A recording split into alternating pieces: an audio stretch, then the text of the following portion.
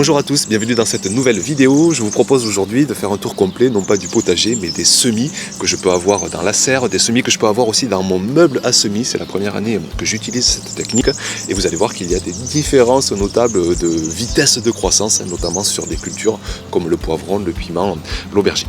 Donc on est parti pour cette nouvelle vidéo.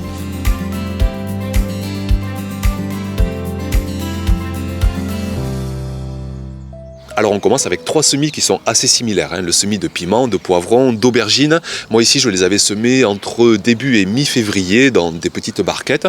Ensuite hop, repiqué en godets individuels. Et ce que j'ai fait cette année, j'en ai installé une grande partie dans ma serre. Alors c'est une serre qui est hors gel, si jamais il y a des grosses températures négatives qui arrivent, soit je mets des voiles sur les semis pour protéger, et sinon s'il y a vraiment un gros gel, j'ai un chauffage de chantier d'appoint qui déclenche pour éviter vraiment des températures négatives.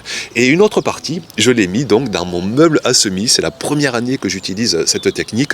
Donc je vous donne un petit peu de détails sur ce meuble à semis. C'est simplement des plaques OSB qu'on a découpées. On a fait des étagères qui reposent sur des tasseaux. Ces étagères, elles sont tous les 40 cm de hauteur. Et puis surtout, donc, le facteur essentiel, c'est la lumière. J'ai installé des LED de croissance horticole, des LED basse consommation. Et je ne vous raconte pas la différence que ça fait. Alors la référence des LED, hélas, je l'ai déjà communiqué à pas mal de jardiniers, c'est en rupture totale. Mais je vous mets quand même le lien, ne serait-ce que pour information. Moi, j'y connais pas grand-chose. En fait, je me suis fait aider pour avoir la bonne référence et je peux pas vous en dire plus. Juste vous dire que le meilleur choix, ce sont vraiment des LED horticoles, des LED lampes de croissance qui ont vraiment à la fois une chaleur diffuse, un éclairage parfait, ce qu'on appelle un spectre optimal de luminosité. Et vraiment, ça fait le taf. Et regardez la différence. Là, c'est un poivron qui est dans la serre. Bon, il va pousser tranquillement, mais il sera prêt qu'au mois de mai. Et là, c'est un plant de poivron qui en fait est déjà prêt, un mois et demi. Et c'est pour ça, en fait, vraiment que j'ai fait ce meuble à semis, pour avoir des plants précoces en début de saison, parce que je constatais que chaque année, j'étais obligé d'acheter mes premiers plants, que ce soit de tomates, de piments, de poivrons, d'aubergines, parce que je n'arrivais pas à les avoir assez tôt. Et là, maintenant, je vais pouvoir vraiment produire 100% de mes plants. Alors après, je vous propose de faire un tour des semis dans la serre, puisque c'est là, en fait, que j'entrepose 90-95% de mes semis. La lumière naturelle suffit pour l'immense majorité des cultures, même si ça va moins vite que dans un meuble à semis. Donc on commence par les patates douces. J'avais eu un premier échec à les faire bourgeonner, j'ai réessayé et là ça y est, je les avais mis dans la maison et là maintenant je les mets dans la serre parce que la luminosité est essentielle, les jours rallongent, c'est génial de les mettre en extérieur et dans la serre il fait vite assez doux, assez chaud même parfois en journée. Donc elles se régalent, on fera les boutures, alors moi je suis pas pressé, je les ferai mi-avril, vous savez, on coupera en morceaux les bourgeons, on les mettra dans des godets individuels et ça nous fera nos propres plants de patates douces. Ensuite, vous voyez de nombreux plants de choux, culture formidable du potager, avec vraiment des choux qui n'ont pas ce goût amer qu'on peut parfois trouver avec les choux du commerce. Donc deux grosses saisonnalités pour les faire, en tout cas moi ici c'est comme ça que je fais, soit très tôt en saison pour les récolter quasiment avant l'été, soit très tard en saison, on va les semer en mai, juin et on récoltera en automne, en hiver. Donc ici on est sur les itinéraires précoces, semis de fin janvier en alvéole, j'avais repiqué les plus beaux plants en godets individuels et là maintenant il est temps de commencer à les implanter en extérieur. Alors j'en mets un peu partout, parfois au plein soleil, parfois à mi-ombre, parce que je sais que rapidement il fera chaud pour cette culture. Donc je les installe près de ma haie plein sud et vous verrez, ça devrait générer de très belles récoltes dès le mois de juillet.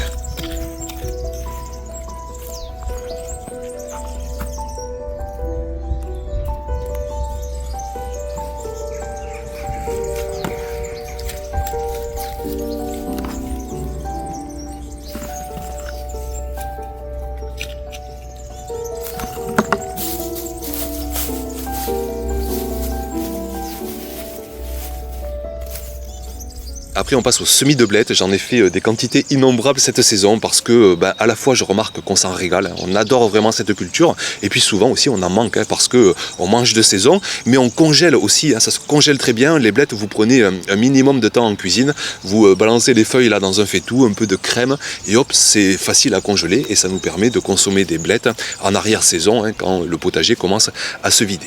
Donc semis très précoce, j'avais fait ça dès janvier-février dans des godets individuel et vous voyez que les plants commencent à être prêts. Alors vous pouvez semer maintenant, avril, mai, juin, juillet. La blette a vraiment une longue saisonnalité.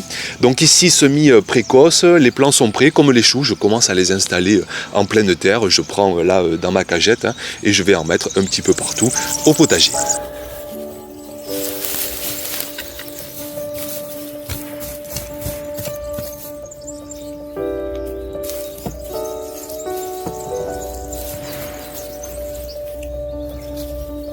Ensuite, vous voyez pas mal de semis de laitue. Alors je ne vais pas trop m'y attarder, ça fait plusieurs vidéos que vous me voyez planter des laitues à tout va dans le potager. Donc simplement vous dire que j'étale les semis depuis janvier. Là je fais les tout derniers en fait.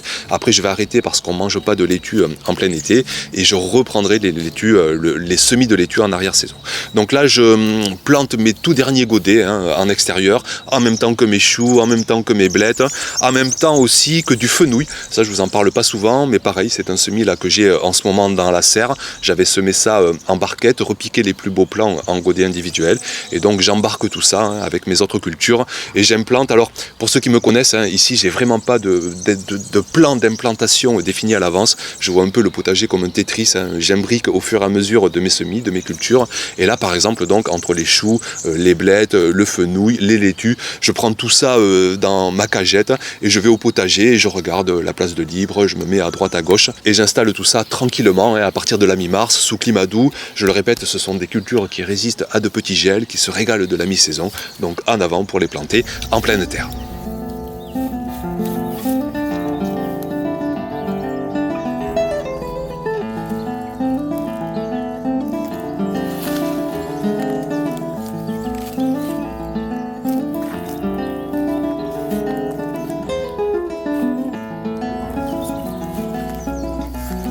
Ensuite, qu'est-ce qu'on peut voir? Les semis d'oignons, ça on les avait fait, c'était fin janvier aussi, des semis tout simplement en barquette. De semer les oignons en fait, ça permet vraiment de tester des variétés vraiment originales qu'on ne trouve pas sous forme de bulbes.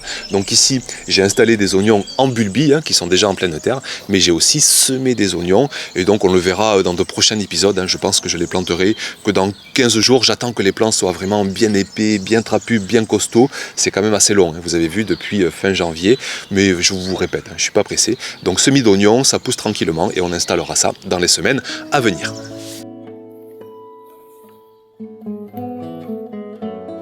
Puis pour finir sur ce côté de la serre, quelques céleris que je planterai plus tard et des aromatiques. Et là ça y est, je viens de les installer hier en pleine terre, donc je vous mets les images.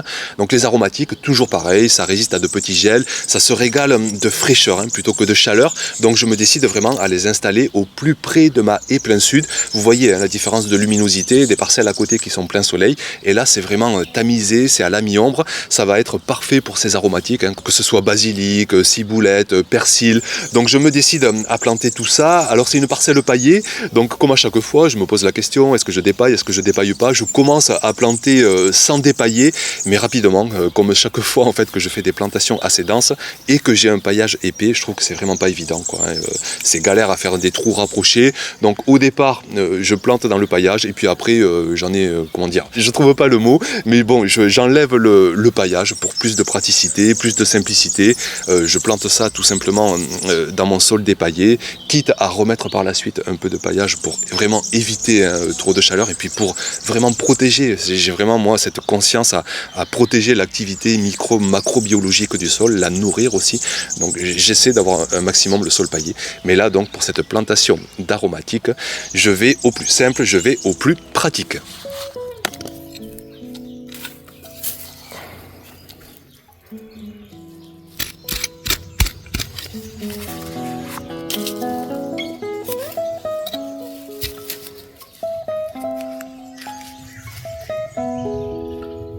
Après rapidement de l'autre côté, deux plants de poire de terre, un qui est en train de germer, ça y est, à mon avis ça a bien marché, on va pouvoir découvrir cette culture cette saison. Le semis de poireaux, je vous l'avais montré, semis en barquette, enfin en contenant très profond, là j'avais pris un bac à poissons et là ça y est, il commence à bien germer, ça va mettre du temps, plusieurs mois pour avoir des plants qui seront prêts cet été et des récoltes espérées pour l'automne, pour l'hiver et même des poireaux jusqu'au printemps prochain. Et puis enfin des tubercules de pommes de terre, donc j'ai quasiment tout mis, ça y est, en extérieur, sous climat doux. On commence à planter à partir de début mi-mars. Chez vous, faites attention, ne plantez pas trop tôt vos patates. S'il y a des risques de gel dans un mois encore, patientez. Je sais que souvent vous les plantez sous climat frais que vers le mois d'avril, mi-avril, même fin avril, sous les climats les plus frais. Et puis il me reste à vous montrer les semis qui n'ont même pas germé ou tout juste germé parce que tout simplement je viens à peine de les réaliser, notamment toutes les cultures estivales, je viens à peine de semer. Inutile de se précipiter en fait parce que ce sont des semis qui vont vite, ce sont des semis qui ne résistent pas au gel, donc inutile de semer ça trop tôt en saison. Donc je viens de semer à la fois des concombres, des courgettes, des melons, des pastèques, tout ça je le fais en godets individuels, dans du terreau, alors soit à semis mais même du terreau un peu grossier peut passer. Je mets souvent 2 graines par godet par peur qu'une ne germe pas, comme ça j'ai une roue de secours quelque part, et si les deux germent, eh bien on peut séparer et mettre le deuxième plant en godet individuel. Donc je sème tout ça en ce moment, ces derniers jours. Le semis de courgettes, ça y est, il a commencé à germer, ça me donnera des plants qui seront prêts vers la mi-avril et sous climat doux, donc je n'aurai plus de risque de gel et je pourrai commencer à les implanter en extérieur.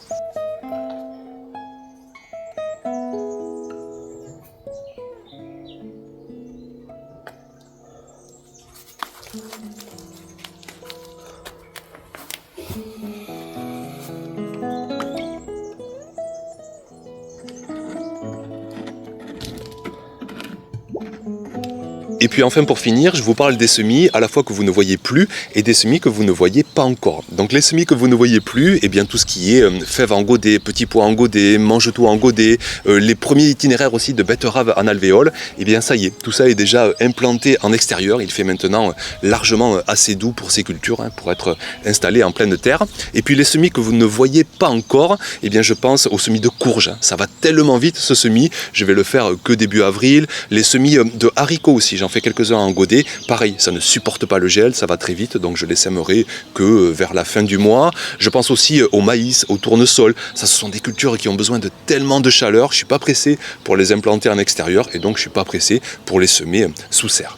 Donc voilà pour ce gros tour complet à la fois dans la serre et sous le meuble, enfin dans le meuble à semis. N'hésitez pas bien sûr à réagir, à apporter vos commentaires, notamment sur le meuble à semis, si vous avez des bonnes références, des bonnes expériences de lumière de croissance. Je sais que c'est tout le temps la question qu'on se pose.